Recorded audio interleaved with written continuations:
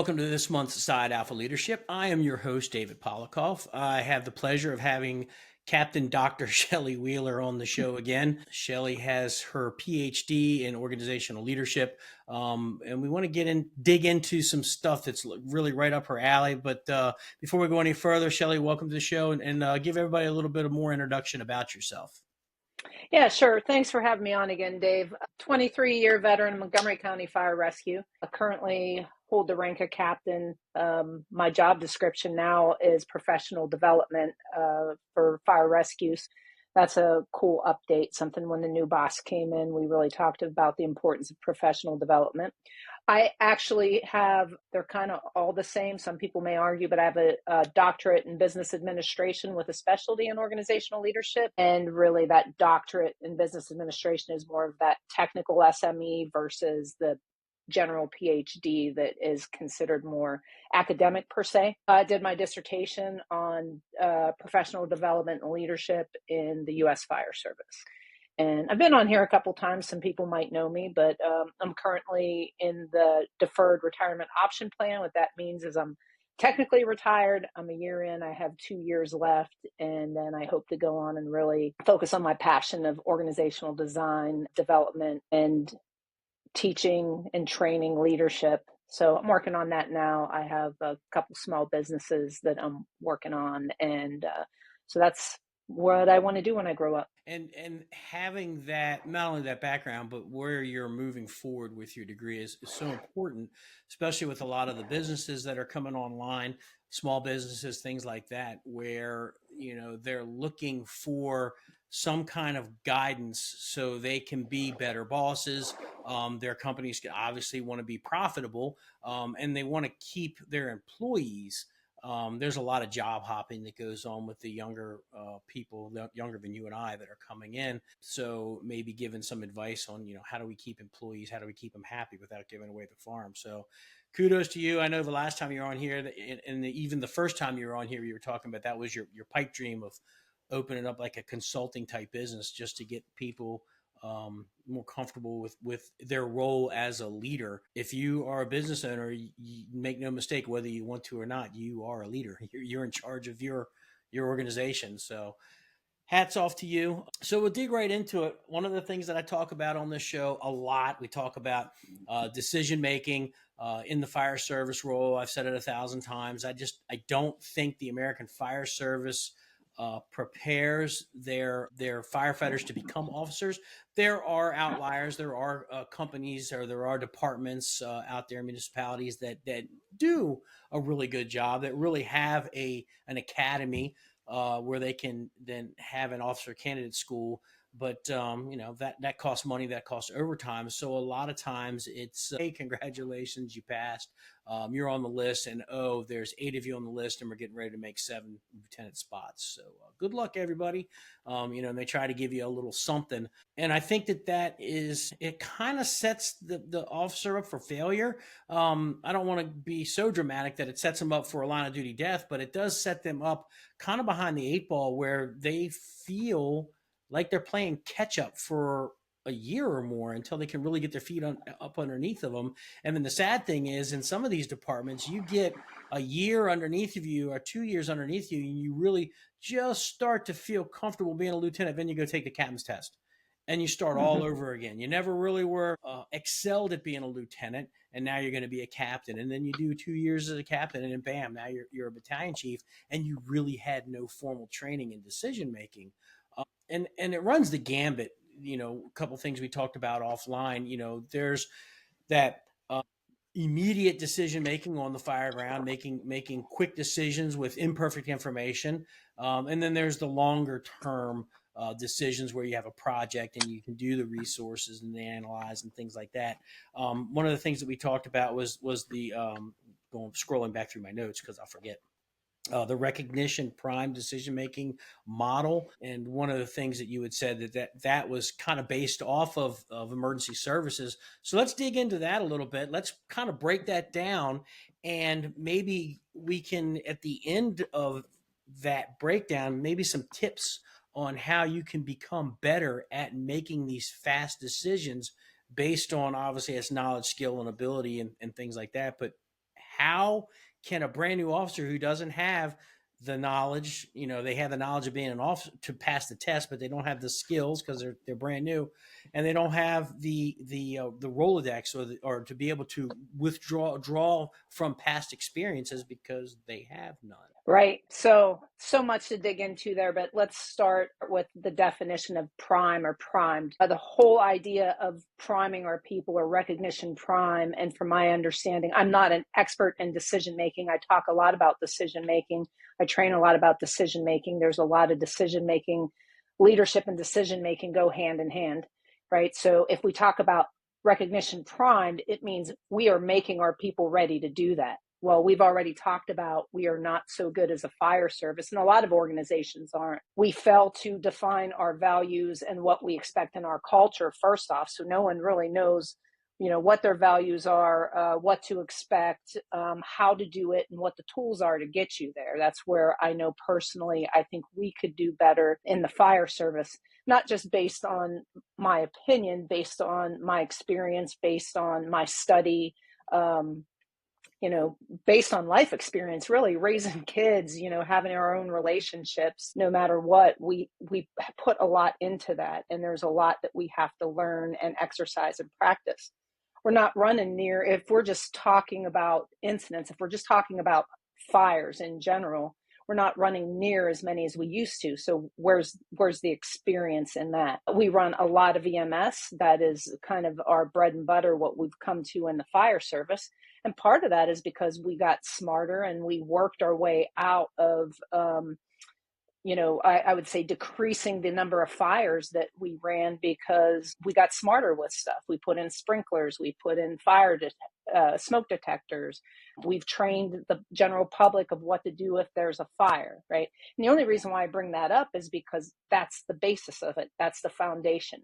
We start to think our way out of these things by preparing for them ahead of time. And when, you're in the back seat one day riding the bucket, we call it, the third or fourth position, depending on how many you have on a piece of apparatus.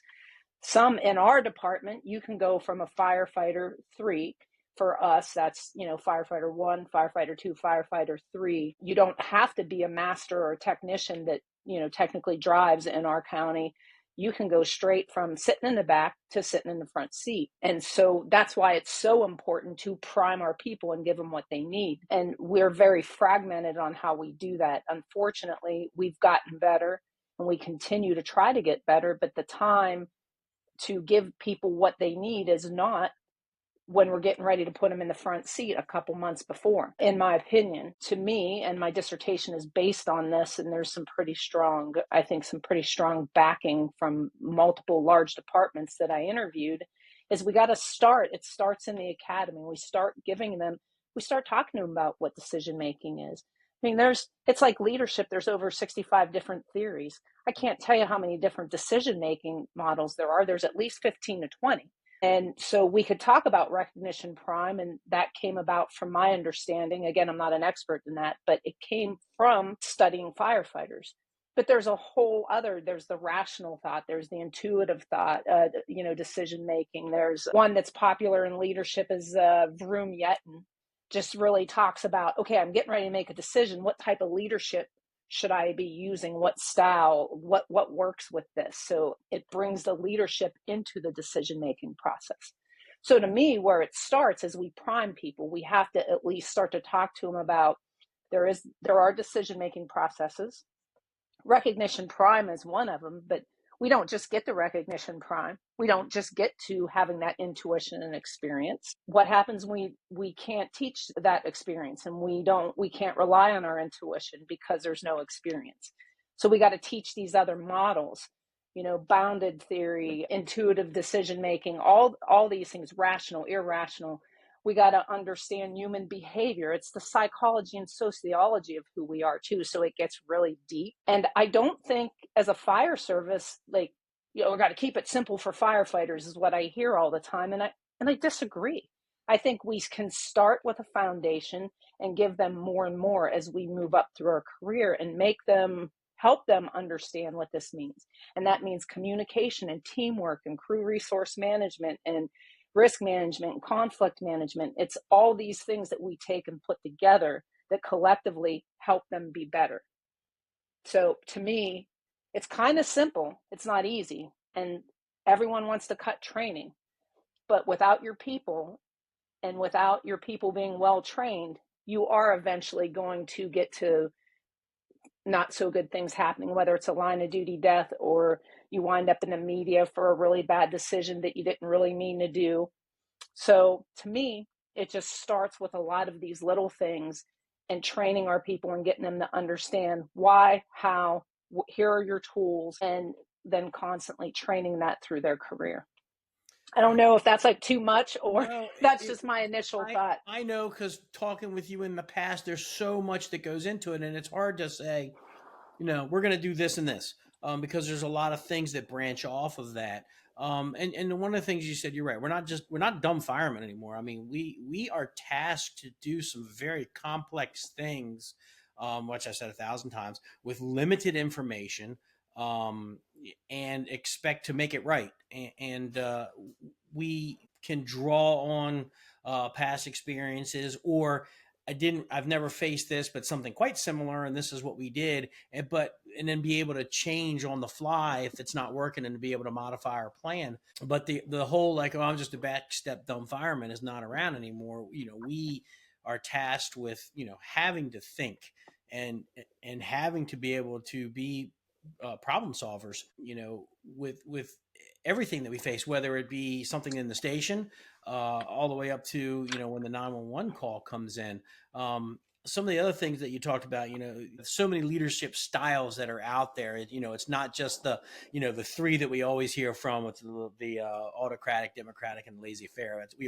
That's the three that we always hear in the fire service. But like you said, there's so many more.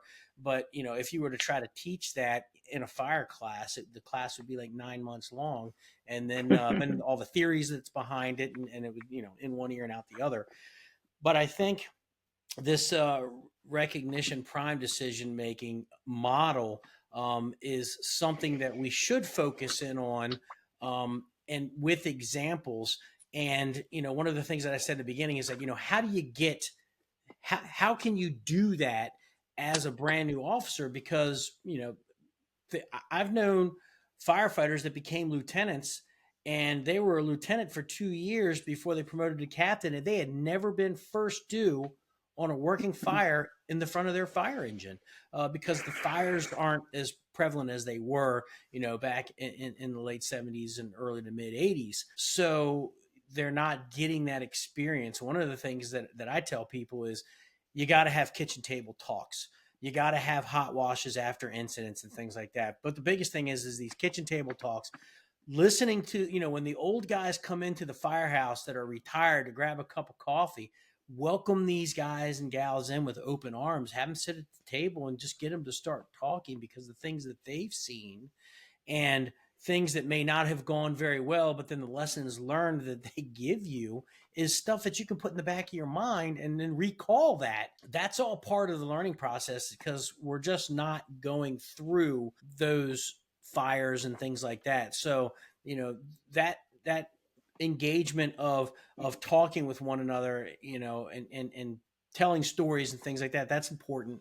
And I think that helps a young officer, or even young firefighters. I tell them, I say, the old saying, you got 2 ears and one mouth, you should be listening twice as much as you talk. Get that information when an older guy is speaking, even if you don't like the guy, listen to some of the things they have to say. There's nuggets of information that's in there. But when we arrive on the scene of the incident, you're a brand new lieutenant, what can we draw on to kind of not bring them out of their shell? That's not the right word, but to be able to get how do they get a good size up, a good situational awareness, to be able to make decisions if they've never sat through a formal officer candidate school? Well, my first piece of advice from experience is slow down, because we should learn to be better detectives instead of, I mean, I remember coming up in my career, you get off, you pull that line, you go to side alpha, go, take it, go. And you're running, you don't really know what you're doing. You failed to size up the building on your own. And it really is crew resource management. And it's something we're really pushing in Montgomery, and we push it through acquired structure training. We throw a lot of little nuggets in that people just miss, and they're like, oh, I didn't think about that. For example, a building is labeled, you have 10 different buildings labeled under one address. You get in there, you're dispatched to a certain address, to a certain apartment, and you hear an apartment number because that's what someone said in a panic. It's dispatched, it's given to you, you get there, you call side alpha. You don't even know that it's on side alpha. Talking about tunnel vision, I've done it many a times where I'm done after. I'm like, oh, this doesn't look like side alpha at all. Why did I say it? Because I say it all the time. And it becomes that check the box instead of being the decision maker and the thinker and slowing down and knowing and giving myself a little bit of time to make a good, sound, tactical decision based on a very solid size up, right? So being able to just slow down and pick up on that. So we can talk about all these stuff. We can talk about heuristics and shortcuts and decision making, because heuristics are good, but they can get you in trouble. Following your gut, that rational decision making is founded in your our what we call our incident response policy, but your policies, your SOPs, your SOGs, whatever you call them, that's your rational thought process. That at least as a young officer, if you know that well enough, you can, okay, I get on scene, my job as the first due engine is side alpha, mostly, right? That's where the experience comes in, and you learn, and you can listen to those older people to say, hey, it's okay that you called this side alpha. Technically, we usually say it's the address side, but where you're at, you called it side alpha, you own it as side alpha, right? And then you make sure that everyone around you communicate it. You make sure everyone understands it. You use crew resource management. So, but if you don't slow down long enough to truly confirm, like we're supposed to confirm the address. I can't tell you how many times I got on scene and said I confirmed the address, and I couldn't tell you that I confirmed the address, if I'm being honest, because I'm checking a box. I just said it because I was told to say it. Mm-hmm. So that's where we got to get more into that bounded type thinking of really making cognitive decisions. And that's where you get into Cayman's System 1 and System 2. And System 1 and System 2, that, when you don't have it, I don't know if have you heard of that? Just from when you talked about it the last year that we were on a very simple basis. And of course, there's all kinds of, like, everyone rips these things apart as scholars and everything, because nothing's perfect. The thing is, we need this big ball of information to really draw from to really make the best decisions. And it's really hard when you're in it. So all you can do is practice and train. We're losing the amount of experience in doing it. So there's a plethora of other ways we can at least train, so we can say it, so it becomes second nature to us. And then we can get into System 2, which is the more cognitive thought process of what is our tactic going to be for what we see. So System 1 is, I always tell people, like, I get up, I could walk in my bathroom, kind of shuffle, step around, not trip over a dog, go around the pillow that doesn't normally lay there, and find my toothbrush and my toothpaste in the same place, because I've done it so many times. It's just natural. There's not really any true cognitive thought process to it. Well, that System 2 thinking is basically, you don't have a lot of experience what's going on, you don't have a lot of time, and you have to make a decision, a truly deep decision, especially in our field, so we don't harm ourselves or someone else. And you don't have a lot of time, and you may not have a lot of experience. You may have some similar things to draw off of, which will help you make that decision a little faster. And we're asked to make these decisions in really quick time. And System 2 tells us, really, you can only be making one very deep cognitive thought process, like a tactical decision that may mean your life or someone else's. You can only do one at a time. And so you have to do A before you get to B, and B before you get to C. And guess what? We're really bad at this, I think, and myself included, of, nope, this is going to work. Plan A is going to work. Plan A is going to work. Plan A is going to work. And then Plan A doesn't work, and it puts us behind the 8 ball, and we're not going to get to the fire. And meanwhile, we've let the fire grow exponentially, while the next crew could have already been there, and we're putting them in harm's way because we waited too long to make the decision. That's the reality of it, right? Like, how do we get to that cognitive thought process? Well, we got to slow down and give our time. When we're in system two and we don't have all that experience, if we'll do a lot better if we have a lot of training. We need to just kind of slow it down, is my point. Look at the bigger picture.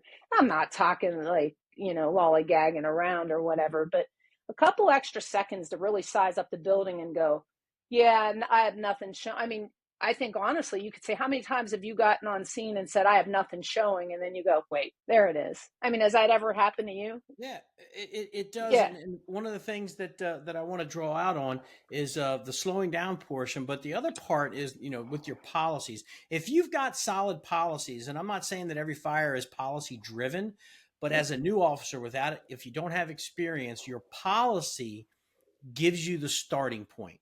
It gives you the things that you have to do. As the first due engine, I'm supposed to do this, like you said. I'm supposed to say this on the radio. I have to go do my 360. That's giving you the framework to have a starting point. The slowing down part is extremely important, especially if you're following the policy and the second engine's following the policy and the third engine and the fourth engine. A lot of people rush into the scene, feel like they got to move 1,000 miles an hour because of that whole, if you snooze, that second engine company's going to pull that line past you and they're going to go in and take your fire. Well, no, the policy says that first due engine does this, second due engine does that. If the second due engine tries to do the first due engine's job, who's doing the second due engine's job? And it right. starts to be a domino effect. And then that's when you start having issues. So to the new officers out there, follow your policies. And Matt Kerrigan used to say this, do what you're due. So if you're second due, that's what you do. If you're first due, that's what you do. If you run into an issue where you're not able to do your first due assignments, well, that's built into the policy where as you have to announce or communicate, hey, I'm going to need the second engine company to help me get my line in place because it's a 400-foot stretch and we only have, two of us doing it. So you make that communication, you pair up a couple engine companies, and then you go do it.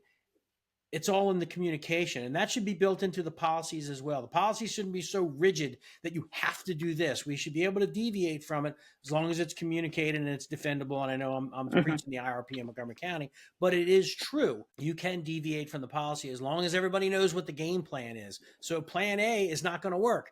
Plan B is pair a couple engine companies up, help me get this line in place. The slowing down thing is so important. And this goes for lieutenants, captains, and battalion chiefs.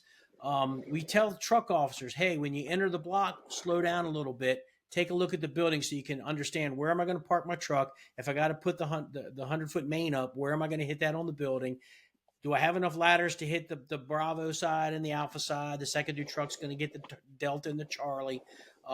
So we're telling our truck officers to slow down, to take a look at the building. Engine guys, you got to do the same thing. Slow down. Take a look at what's going to happen, what the building's doing. Take a deep breath before you give that on-scene report, and you'll find that it moves a lot smoother. Then you're going to get out and do your 360, or at least try to get a look at as many sides as you can. And with the sides you can't, you've got to assign that to somebody else. So important. You can give orders to your linemen. Hey, get the line to the front door. Get yourself ready. When I come back around, I'll meet you. I'm going to go do my 360 real quick. That's all part of the slowing down process. What's the sides that I can't see look like? What's the Charlie side look like? What's the basement look like? How do I get in there? Where's the utilities? Do I have anybody laying in the bushes that jumped out of a third floor window?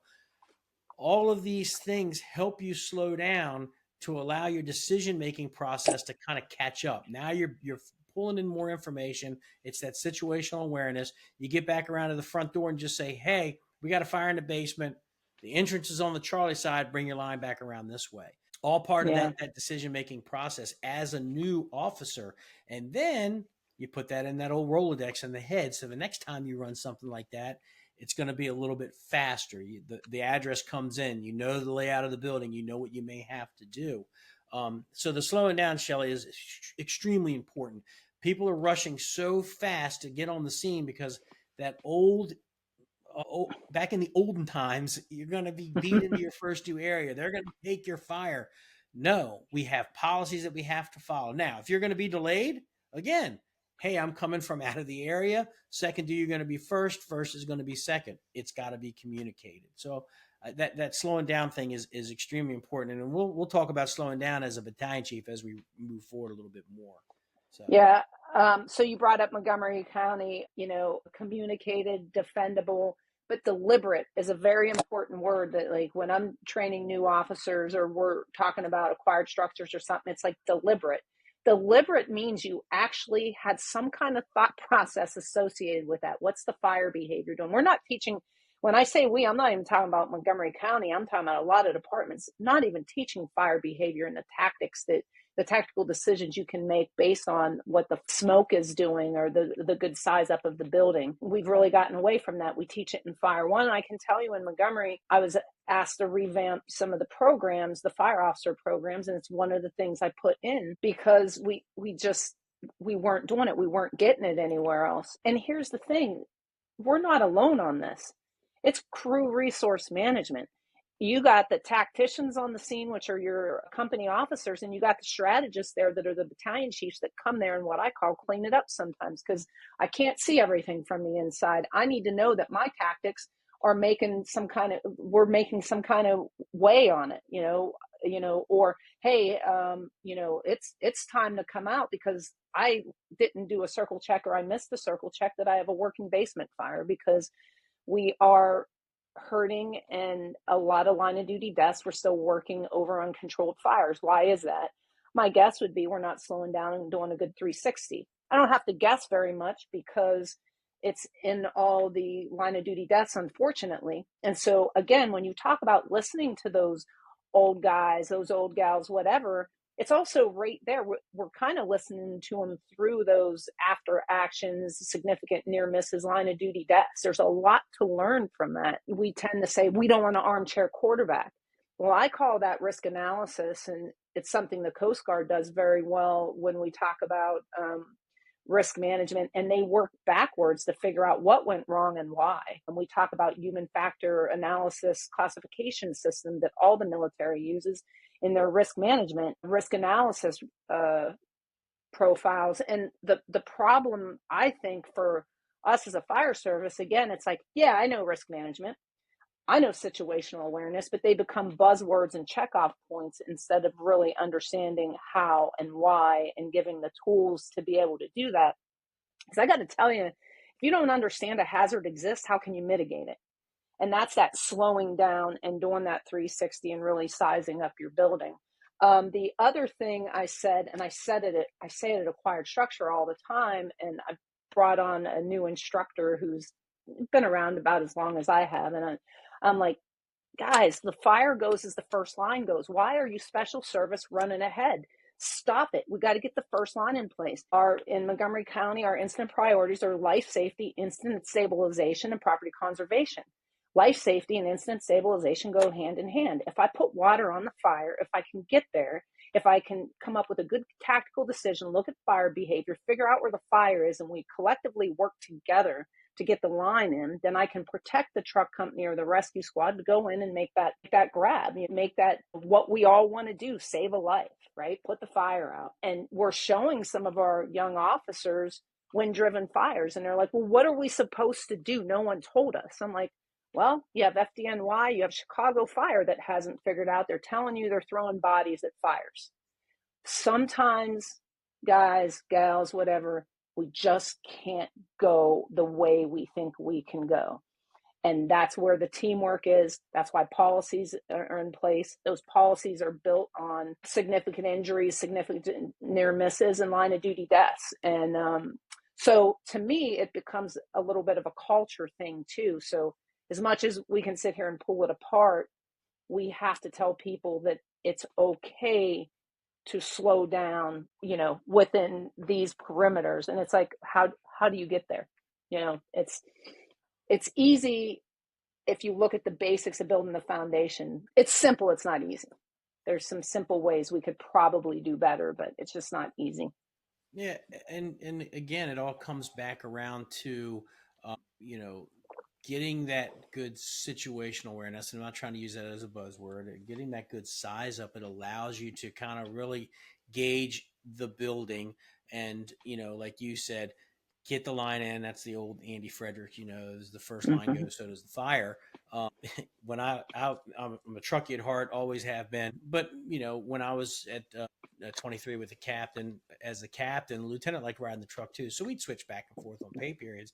And I was guilty of moving ahead of the engine company, to try to search the rooms off ahead of the engine company. I've been guilty of that, but never to the point where I would actually hinder the engine company moving down the hallway. And I've always said, hey, if you're on a truck company and they're struggling getting that line in place, you're a turd if you're not helping them get that line in place.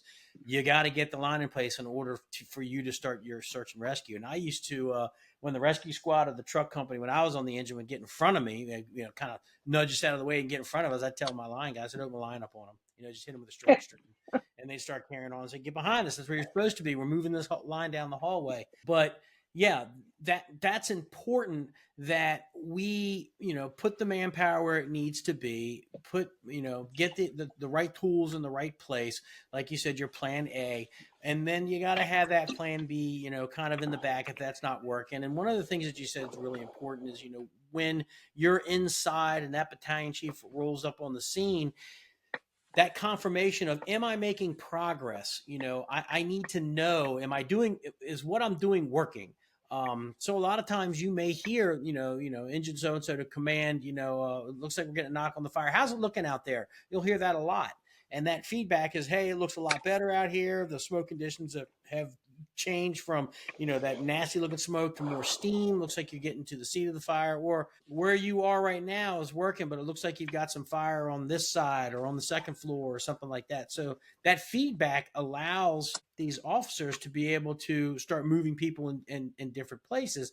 And that's where the officer of the apparatus, as well as the incident commander, start to work together. That whole tactics and strategies, and one of the things you brought up, that life safety, incident stabilization, property conservation, that's everywhere. I mean, we're doing that in Frederick. It's built into our policies as well. When Sam Villani and I go out and teach incident command stuff, up and down the East Coast, we talk about, the life safety, incident stabilization, property conservation is probably the acronym that most incident command or that strategies uses.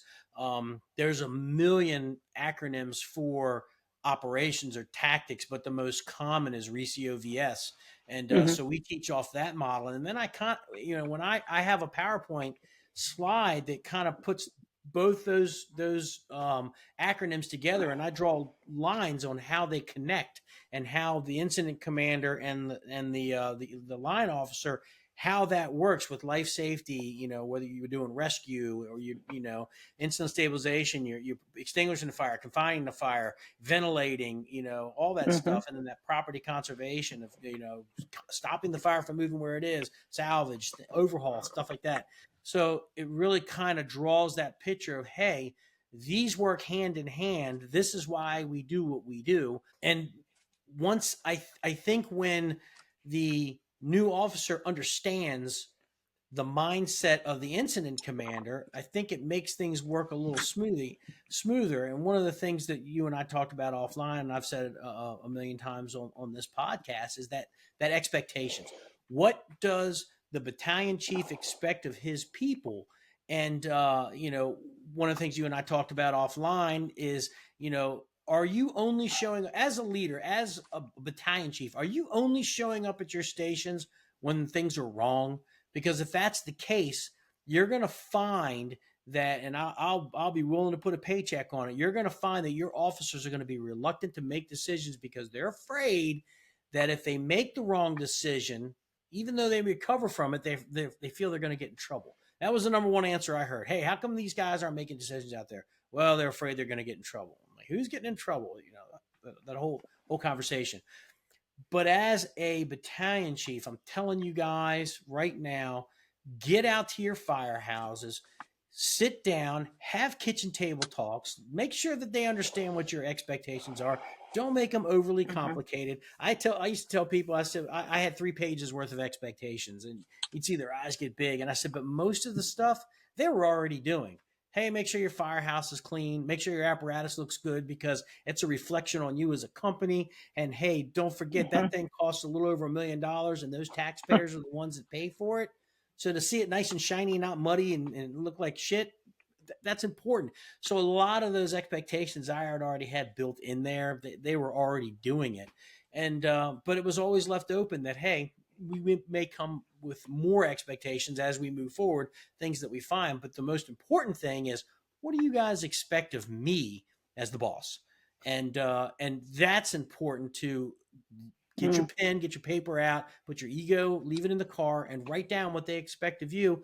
And as long as it's not out of control, or you deliver it to them. And I think you'll find that as a battalion chief, when you empower your people to make decisions, and even if they weren't good decisions, to pull them aside and say, tell me what you were thinking, tell me why you did this, hear what they have to say, and say, hey, in the future, maybe we can, as long as it didn't cause a major injury or a line of duty death, we'll massage it. And you can move forward. So then they're like, okay, wasn't the best decision. I've got some advice, but I'm not afraid to make a decision now because he was pretty cool with it. He's going to help me. Mm-hmm. It may even make your phone ring in the office saying, hey, chief, I want to run something by you. I know I'm rambling. One more story, and then I'll throw it back to you. But when I was a battalion chief, I used to tell my captains, don't come to my office or don't call me on the phone with a problem. You're more than welcome to call me if you have an issue or a problem, but tell me what that solution is. And I said, and if it's 70%, I'll help you get it across the line to make it 100. But I don't want you to just to bring problems to me. I want you to think about how can we solve this. And I would find that, hey, chief, we're going to take the engine to go so and so. I called company so and so, and they're going to come fill in for us so we don't have a hole in the battalion. Awesome. Thank you. One less thing I had to do. When I was at Station 25 as the battalion chief, that's where the special ops guys were. And the captain would come in, I'd have it laid out. Oh, if a truck's got to go to special operations training today, I'm not a special ops guy. I'm an ordinary ops guy. I'd tell the captain, manage that stuff. You are the special operations captain. This is what's supposed to happen today. If this isn't a good plan, get it all together, bring it back to me, and we'll make the adjustments. Worked flawlessly. I gave Mm-hmm. those guys the latitude to make decisions, to come up with a better plan that was going to work for them. And then that kind of bled into more training, empowering their people to do more drills, to allow them to say, hey, chief, we're going to do this, this, and this. And this is how we're going to make sure that we don't have a hole in the battalion. Somebody's going to cover this, or, hey, we're going to go do this. They already had it worked out. I didn't have to come up with any other solutions. So a lot of stuff to unpack there, but I think that helps people when you are approachable as a leader of your organization. They're going to be more at ease to make these decisions on the fire ground. Correct. I think that's all great stuff. It really is. But that responsibility can't just lie with you because let's be honest with each other. Every battalion chief isn't like you. Every captain isn't like, what you're saying a good captain is. I'm not going to give myself credit for being a good captain. I don't know. Like, I think a lot of people go out there and write leadership books about themselves and we never hear from the people. So I'm not going to give myself that kind of credit. I know I strive to do a lot of the things, if not all the things that you have said. There still is an awesome responsibility on the organization to make sure that everybody who comes up in the higher leadership roles, and I say higher leadership roles because I think I've said this to you before, how dare we send out these fire twos and fire threes to go ride the front seat of an ambulance, which is 85% of our calls in Montgomery County, roughly. They're riding that right front seat. They're going into someone's worst situation, and there's not always an officer to back them up because we're behind or we're stuck on another call, or the call wasn't what it came across to through our ECC, Emergency Communication Center. They have to know that when they go in, they're a leader, and that means to be a leader, you have to make good, solid decisions based on the vision, the mission, the goals, the objectives of the organization. So it's great. And I can attest, I'll tell you, I've always thought that you were a great captain. I mean, I've known you from way back. Lieutenant, captain, it's kind of who you are, but it doesn't mean everyone is all those things. And you're right, that does work. I believe that works. I can also say that, in our department, we know we've made this joke. I don't think I'd be offending anyone. We're 5 different battalions over 3 different shifts. I'm pretty sure every fire department out there can understand that. So we get different things. The goal is when the organization comes together as a whole and says, hey, battalion chiefs, this is the expectations. Hey, assistant, let's just start from the top. Fire chief says to the division chiefs say to the assistant chiefs say to the battalion chiefs, so on and so on. And everyone is held accountable to it. And here's the vision and here's the mission. We have an operational doctrine statement that I think is very well done. One of the things we started doing in Montgomery is everything, whether it's leadership, crew resource, whatever we're teaching, we put the operational doctrine statement in it. Here are your values, because that creates your culture. And when you create a culture of leaders, it's all this stuff that you're talking about is easier. So everything that you said, yeah, it's kind of a lot to unpack, but you made a very important point. Your 3 pages of expectations wasn't really anything crazy, because it's kind of falls in our operational doctrine statement within Montgomery County. It falls in the kind of who we are. And the more that each of us understand that, and that as we grow as leaders within the department, within our rank structure, and we understand that, we hold people accountable to it, and we lead the way, because this is something, a conversation, I'll sidebar real quick. I just taught Fire Officer 1, Fire Officer 2, and Fire Officer 3, and we all had this conversation. Taking care of your people. Some people think taking care of your people means even when they screwed up, you protect them from whoever the next level of higher. They're not going to get in trouble for this. They didn't mean to do it. They screwed up.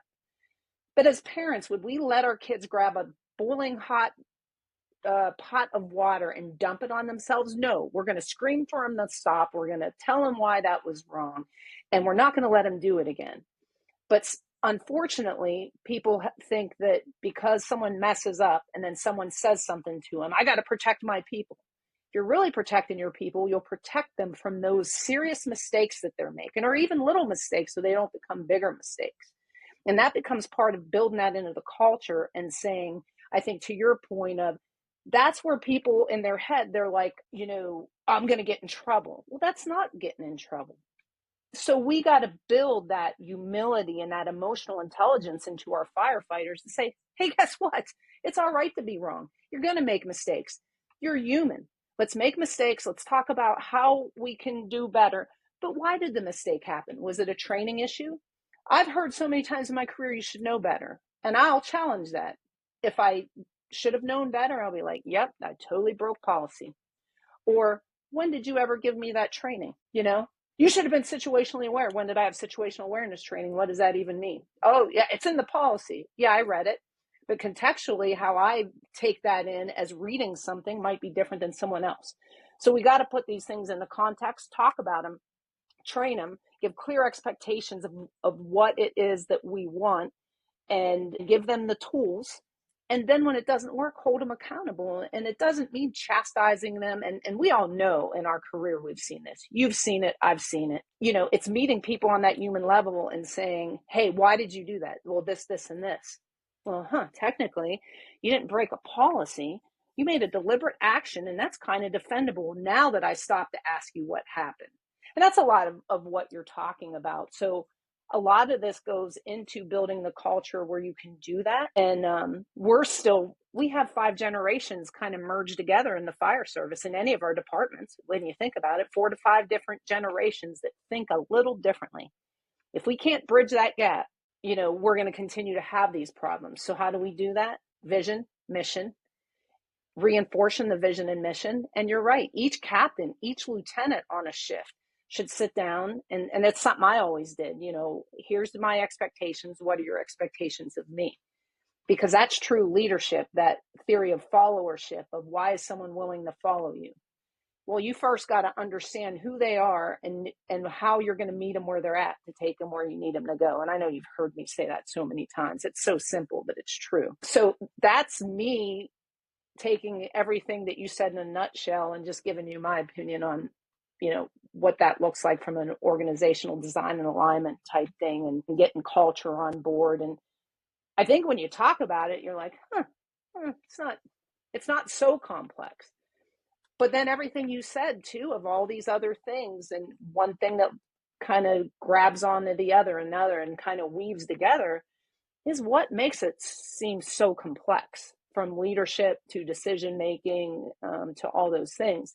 And then the other thing I just want to add, I love what you said, and this is something that kind of tried to build into the fire officer programs, putting people in your shoes so they understand. I happen to be on the battalion chief list, so I sat through the battalion chief bump up class and all that kind of stuff.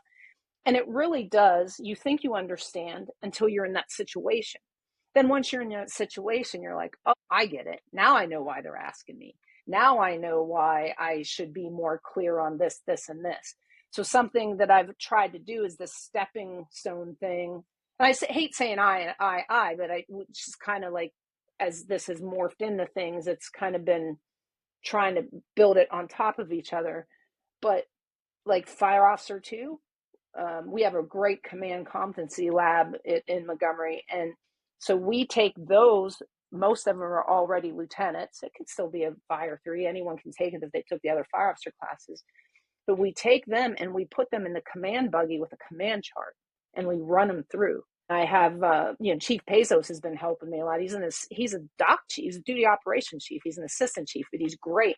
And having that perspective there and having the captain's perspective, and I bring in a couple captains and other officers, and having those varying perspectives and talking about why that command chart is so important and putting them in the hot seat, to me, it's like that's what bridges that gap. So then when we're out there actively doing it, you're like, and then it becomes so much more important. Why does it matter if I say this is the apartment number's wrong? Well, because the guy out there in the buggy is like trying to figure out what's going on so he can let you do your job and make sure that everything's going as is. So everything you said, I think it's very important, and it seems so complex until you start really kind of just tearing it down a little bit and just at least give some kind of foundation. We got to be better at giving a foundation that just builds off of each other. And then, then it's up to people. I mean, people have to go out and train and learn and do things on their own too. Personal responsibility, I think. Yeah, and I was fortunate in my career. I had some really good officers and really good leaders that allowed me to make those mistakes. And believe me, I made a lot of mistakes. I got in a lot of trouble. I learned from it, but I had officers that would put me under their wing and just say like, "Hey, you're probably going to get in trouble for this, but in the future, think about this, this, and this." Kind of help me as I moved forward. When we talk about, you say you got to take care of your people, you hear that a lot. I take care of my people. Sometimes I challenge them. Well, what does that mean? What does that mean to you? What do you mean you take care of your people? To me, taking care of my people, I had always told them, I said, I'll make sure that you get what you need to do your job. I'll make sure that, I've made it very clear to the duty chief and to the chief operations and even the fire chief said, hey, if you got anything for my people, come to me so I can go to them, because you don't want them to go directly to you. We've got a chain of command. So I could shield my people from some of the things. I gave them what they needed to know. I didn't give them everything because a lot of the stuff they just didn't need to be bogged down with it. It didn't really affect how they would do their job. But I made sure that, they got the training, gave them the latitude to do stuff. One of the things I wanted them to do was to come up with some drills. And I told the captains and lieutenants, I don't want you to come up with the drills. I said, empower your firefighters to come up with a drill, give them a couple of shifts, and then I want them to deliver to the battalion, so that'll help them feel comfortable writing something, feel comfortable using maybe PowerPoint, getting them out of their norm, and then getting them comfortable with speaking in front of a bunch of people. It's going to pay dividends when they move forward, if they want to become a lieutenant or a captain. To me, that's taking care of your people. That's empowering them to better themselves. The other thing is like you had said, give them a glimpse of what your job is. I would tell my guys, I will let you play in that building all day long as you give me factual information. When Sam and I teach, he teaches push-pull communications. I'm a big fan of both. There are times where I need to get some information right now because I'm getting ready to make a decision based on whatever your answer is going to be. Am I going to call for the task force, or am I going to call for a second alarm, or it's now we're de-escalating, and maybe we're going to start releasing some units. So I'll do that, pull some of that information from them. And then the push information is good too. Search group comes up and says, search to command, we just did a primary on the first floor, we're moving up to the second. I was like, man, I was just getting ready to ask you for that, but you gave me that information. Awesome. I can write that down. And now I know you're moving up to the next, you're doing your job. Things are moving forward. And that's what I tell my guys, just give me some information. If I've got to constantly call you and what you're telling me, you're struggling or whatever, I may withdraw you guys from the building so we can kind of, regroup a little bit and then put us back in there. So I always tried to give them a little glimpse of what I'm doing in the command post, what I'm looking for, what I'm listening for to hear. Believe me, there are many times that I wish I was in there with those guys, but it got to the point as I moved further into my career as a battalion chief, I truly enjoyed arriving on the scene and watching the guys work, and listening to it all play out. And then, I'm a little biased. I grew up in the 1st Battalion. I was hired in the 1st Battalion. I retired in the 1st Battalion. Hands down, it's the best battalion in Montgomery County. A lot of people disagree with me, but, we're on top of each other down there. Things move very quickly, a lot of mutual aid stuff. But I truly enjoyed watching them go to work and just do their job, and then, come out and say, hey, man, great job. You guys did, fantastic, stuff like that. Small moves on my part. It made my job easy. What those guys did for me was they made me look good in the eyes of my boss. My bosses would be like, he's really got a good handle on his battalion. His guys are really in control, and they do that. But it was the other way around. My guys were really in control, which in turn made me look good. And I told them that all the time. Keep up the good work, guys. I enjoy coming to work and watching you do your thing. And, there would be times where I'd get irritated with them, especially if I call them 3 or 4 times on the radio. Or I'd get mad at them. I'd even pull the captain and I'd get mad at them. And as soon as the conversation was done, I got over it. I never held a grudge. We'd be joking at the next time. Maybe they'd be mad at me and, thinking I'm an asshole or whatever. They're just going to have to get over that. But, Mm-hmm. one of the last things that you had said that's truly important, and I touched on it a little bit earlier in the conversation, was, Mike Close, who was my captain when I was at Station 6 as a lieutenant, he gave me some advice. He said, remember, different is not wrong. It's just different. And I took that to heart, and I still use that to this day. So if I see guys operating on a fireground or an incident, and I'm looking at that and going, that to me is not kosher. That's not right. I don't understand what's going on there. Instead of flying off the handle, being mad because it's not how I would have done it, I'd pull the captain aside. I said, hey, I saw you doing this. Tell me what you saw. Tell me why you did that. And they might say, yeah, when we got in there, we realized it wasn't really hoarding conditions, but there was a lot of clutter and it was slow moving. We had a hard time getting the line in place, so we were a little slow. So we kind of changed things up. I should have said something on the radio, but I knew that once we did this would work, blah, blah, blah. And I was like, okay, now it makes sense. So instead of me flying off the handle and looking like an idiot, when they had a logical explanation for what they were doing because it was just different, it wasn't how I would have done it. Now it's like, okay, I appreciate that and move forward. Or, hey, I see what you were doing. It ended up causing this issue on the outside. What you were doing was working, but it was kind of slow. Maybe in the future, call me and let me know what's going on, and I'll give you more hands so we can move that thing forward.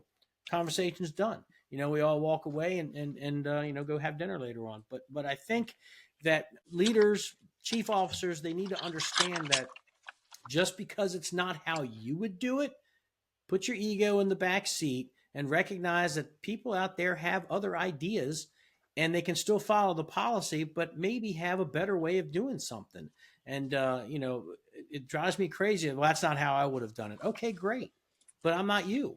And that's what I tell people. I have people like, when I become a battalion chief, I want to be like you. I said, look, there's one of me. Thank God there's not another. Don't be like me. Blaze your own trail, that type of thing. I made a lot of mistakes along my way in my career, but I learned from them. And I still make mistakes, where I'm working in Frederick now. Thank God I got Shane Darwick. He's very calm and he'll see that I'm getting a little flustered about some stuff that's going on. He goes, hey, man, just do this and this and put it out there. That's the best that we can do. And we'll see, how it plays out. And I'm like, you're right. Take a deep breath, go in, and you know, set about doing what he needs me to do. So, like I said, different's not wrong. It's just different.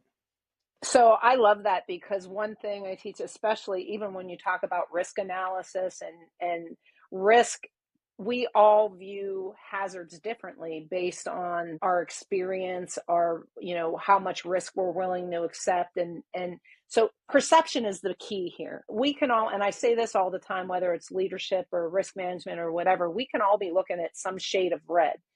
And it's highly likely that every one of us see that shade of red. We perceive it differently, right? And we'll never see that exact shade of red the way Shelley will never see exactly how Dave sees it. That's that good thing about push-pull communication and understanding our own personal biases and how heuristics lead to those shortcuts in decision making. These are the words, like when we can really teach people to understand some of these simple things of why they're making those decisions, and it's okay. So different is just different. I agree. And that's always going to be the same because of perception. And I always say more than one thing, more than two things, more than three things can be right all at the same time. They can also be wrong at the same time. And we got to remember that, and we got to keep an open mind to that. As company officers, as battalion chiefs, we just need to make sure we have a lot of other tools in our tool bag to look around and make sure that, all right, I don't kind of like how that sounds, but what can I ask? That's why I always love that push-pull communication thing, but then understanding fire behavior and the type of building and all this other stuff helps give us insight to being able to slow down and pull the information we need and push the information we need, make sure our tactics are working, and if they're not, pull out. And then the other thing that you said that I always like, and it's really simple, and it's called Level 5 Leadership. There's a book about it. Can't remember the author right now, but you said it. When a Level 5 leader looks out the window and when everything's going right, they give their people credit. Hey, you're doing a good job. This is great, blah, blah, blah. Something goes wrong, the Level 5 leader looks in the mirror and said, where did I screw up? They take the personal responsibility. Did I screw up? Maybe you didn't, but to me, I always take it personal. Like, if I'm going to say someone should have known that, when did I tell them that? At what point? So now I realize I don't even remember telling them that. So I'm going to go tell them that, and I'm going to make sure, and I'm going to confirm that they understand. Then if it happens again, then we need to get a little more serious, because I think sometimes people think, even when I talk servant leadership or whatever, that just means leadership is this big hug. Sometimes leadership is a severe slap in the face because your kid's getting ready to pull that boiling hot pot of water on themselves. Sometimes it's just a kick in the butt. The cowboy and the shepherd, how are you going to lead? The cowboy whips and snaps, and cattle are really stubborn. I'm really summarizing this here, but sheep, they'll follow the shepherd. They know they're going to get food and water. The shepherd gently nudges them in. They love the shepherd. But if one tries to lead the other, it might be an abysmal failure, right? Like, how's a shepherd going to lead, like, get a cattle to where they need them to go? They may not. So you have to change those styles of leadership. And that's just part of how it is. And the more you know your people and the more you build that relationship with them, the easier it is. The more that the organization gives you what you need. So, like, a couple things before we wrap it up. So I talk about, you don't need to have 65 different levels of leadership that you try to teach to Montgomery County or Frederick. Pick 2 or 3 that align with the Chiefs vision. It starts with that guy or gal, right? It starts with that. Pick 2 or 3 that make sense for your organization. Teach them and say, hey, this isn't the only one, but this is the basis. So if you start to falter a little bit, fall back on these 3 things. Same thing with decision making. Recognition prime is great. Recognition prime kind of gives us an idea of who we are and why we do things, but you don't just get the recognition prime. There's things you have to do. So pick 1 or 2 or 3 different decision-making models that make sense to you. Give people those tools to understand what decision-making means, and then say, hey, go forth, study more, and as we bring you up in your career, and maybe at the captain level, we're going to get a little deeper into it. And then at the battalion chief, we're going to go a step further. To me, that's how you start to get there, right? Because you can't give people all these things because there's so much out there to take in, but you can set a foundation for them. I think that's where my thought goes to on this. Just give them a couple things. then let them grow and learn and build on it as it goes. Yeah, and a couple of things you said before we wrap it up. There's a lot of publications, a lot of books out there that you can read that are easy reads. They don't get too cerebral. That really talk about the different styles of decision making and things like that, and Mm-hmm. where it kind of breaks them down and kind of discusses what they are. And I think that if you read these books, you'll have that aha moment of, oh, that's kind of what we do when we are riding a fire call. Oh, that's kind of what we Mm-hmm. do when we're trying to put a policy together. We're using that model. One of the things you said about level 5 leadership, you and I talked about it a long time ago. I don't remember if it was Maxwell that said it.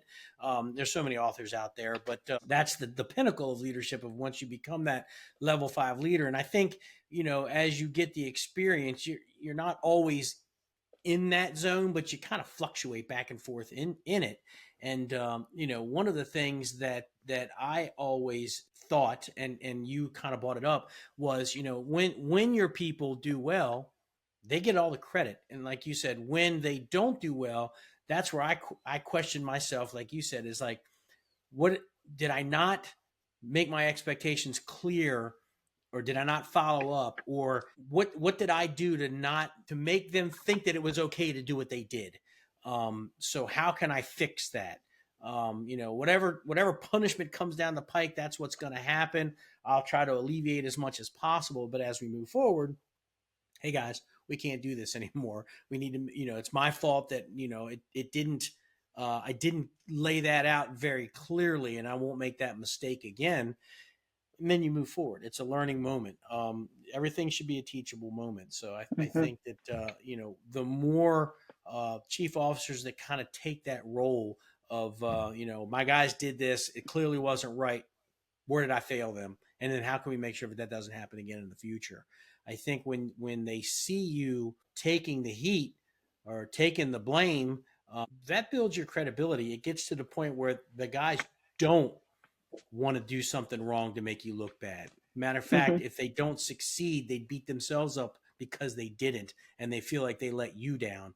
That's a sign that you're on the right path with your guys. Mm-hmm.